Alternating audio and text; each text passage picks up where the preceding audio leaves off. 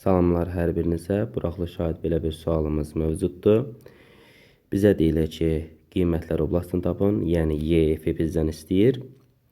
Diqqət etirirsək, görərik ki, loqaritmanın daxilində kvadratik funksiya verilib və biz kvadratik funksiyanın ən böyük, ən kiçik qiymətlərini tapmağı n bərabərdir, mənfi d bölünsün 4 aynında tapa bilərik və yaxud da x kvadrat minus 6x plus 25-i müxtəsər rəqəmlər üstündən istifadə edək. Bu hissə nəyə açışıdır? Yazsaq ki, x kvadrat minus 6x plus 9 plus 16 olacaq x minus 3-ün mötərizə kvadratı üstə gəlsin 16 və bu ifadənin açılışı olacaq.